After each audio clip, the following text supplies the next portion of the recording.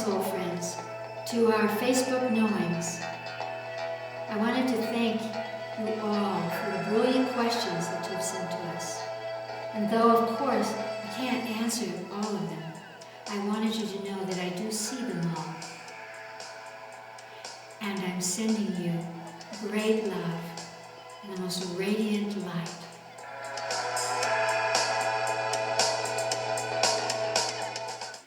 Chris, this is a question from Suzanne Schmidt. Do you think that it is possible that we do not grow older and die if we deeply believe in the possibility of it? Suzanne, belief is very powerful. It can definitely influence our perspective and our reality. But to change death, belief has no touch on the physiology of death. What's very important is to separate it out from the religious idea that you will live forever. Yes, the soul lives forever. The body falls apart. But partly it falls apart because we have not had the consciousness to know how to nourish it, to ask it what it needs, to align its light body energy with its physiological essence. As we learn that, I talked about that in several of my books, as we learn that, we will be able to shift that idea of getting old and dying. Dying can be a blessing. It can give us a new opportunity, a new leap into another expression, a new incarnation of the soul, which might be here on this planet or in a completely different body. So first we have to get rid of the fear of death. You know, what if you no longer existed? The earth will go on, and so will you. So really what we're talking about is the fear of dying, the fear of losing our health, of being helpless, of being in pain.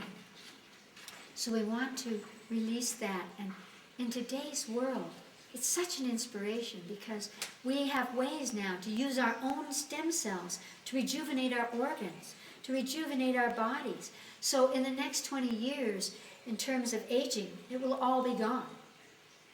Meanwhile, while we're waiting for science to bring about the physical aspect of that, we can do it through our consciousness. Can you imagine going into your bone marrow, where blood is created, where stem cells are created, and activating those stem cells, aligning them, asking them to flow into the places of your body that need stem cell rejuvenation, so that you are communicating with your body the concept that you will, until you spiritually, consciously choose to leave this reality that you have chosen for another one, that you can direct the health and the welfare of your physicality, of your emotional body, of your mind body, of your spiritual body, in this beautiful, beautiful orchestration of life, of divine form. So practice conversing with your body, lifting it to an octave where it rejuvenates itself, where it takes in light, where it activates stem cells, where it has that childlike response to the wonderment, to the recognition that everything is all right, that we are safe, that all things are possible. Because, Suzanne, all things are possible for you, for us all, at this moment, on this plane. Chris, this is a question from Laura Feldmar, and she would like to know how to help someone who hates you or hates someone else to get over it and to become a loving person making better choices for themselves and others. Knowing that we all grow at our own pace doesn't help the situation, and when the person is hurting someone else, it is hard to wait, and when years have already gone by, how long is waiting long enough? All the while, bad things happen to good people. So knowing how to reach out and remotely teach, remotely heal, remotely help, remotely love, and have an outcome where the desire to harm an innocent leaves that person, this would be worth knowing. If you know or can find out this answer, please direct me so that I can get to work. And we all need to get to work on that. But let us begin with you, with the judgment. Because whenever someone is harming another person, it's a dance between them on a spiritual level. It doesn't mean that we shouldn't interfere. It doesn't mean that we want to control the situation. It certainly means it's about us. And so I would always begin with, where is that hateful person inside myself? Because when we see hate outside us, it's always a reflection of some perspective, some energy inside us that justifies you're bad and therefore I don't like you, equal to hate. So clear that energy from yourself. And then clear, where is your body holding judgment? So that as you release the judgment, you are then able to help remotely. Now, let's go on to that conversation of when is long enough. We always feel, because of marriage, because of money, because of children, that we have to stay in relationships or in an environment, an arena of a situation like that, because in actuality, we have to learn how to be brave in our lives. We have to learn to ask, does this serve my life's purpose? Or does this just keep me spinning around at the bottom of the pond? And it might be time for you to leave. And you have to ask your own higher self about that. Should you stay and therefore use that as a way of working on your evolution? Or should you go so that you can see if that follows you, if it's about you or it's about them? So I would ask your own inner voice, your higher self, about the timing of when is it enough. I always feel that enough, when you ask that question, when has it been long enough? It's probably already been too long, and it's time to move on without fear.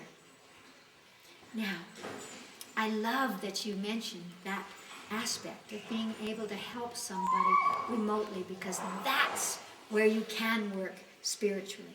That's where you can have an influence without manipulating, without judging, without controlling what you think is the way someone else should treat another person. Because again, there's a karma involved that you know nothing about. Sometimes a person actually will attract to them someone who is negative towards them because, in the laws of karma, they have been negative to that soul or to someone else, and they are teaching themselves what it's like from the other side. The victim and the victimizer are one. And so you can't tell what that story is. You can only tell what seems important to you at your level of consciousness. So, from a remote position, one of my favorite exercises is ask your higher self to take form for you. Any form that it takes. Could be a star, or a being, or a tree, or an animal, or an equation, or a pyramid. It makes no difference. Ask your higher self to take form so that you can feel the vibration that supports you, that gives you what you need at this moment for your life. And then ask the higher self of that person who is perpetrating the negativity onto others to take form. And that is a wonderful exercise, because so often, even if we know intellectually, well, they must have a soul, we don't see their soul, we only see through our emotional body to the actions that they're perpetrating. So when you suddenly see their higher self, the higher self is the intuitive essence of the soul. When you see that, it allows for your judgment to fall away. And then the important part of this exercise in consciousness is to allow the two higher selves to face each other and to merge for a moment. And see what happens when that fusion occurs. Even if there are two energies that look completely different from each other, when they come together, something will happen. An energetic merging, fusion will occur for that moment. When that happens, it lifts you from the story of the content and up to, again, a more cosmic level. And so I would recommend that you do that exercise in consciousness of merging the two higher selves in the morning and especially at night when you go to bed. Because by doing that, it will allow you to hold that person in a higher octave. When we hold someone as a spiritual being, they feel that, they recognize it. It actually changes the choices that they make because you are reminding them in a spiritual, cosmic language who they are. That's how we heal people. That's how we teach people. We simply show them their true selves. Now, each time you ask your higher self and their higher self to take form, the forms will be different. It makes no difference. But when you see them from a spiritual perspective, you will be giving the gift that you have for them. It's not your choice whether they change or not. It's your choice to stay or not. It's your choice to put your cosmic energy into extending higher frequencies to allow them to use them or not. So, great love in this adventure of our own evolution of the soul.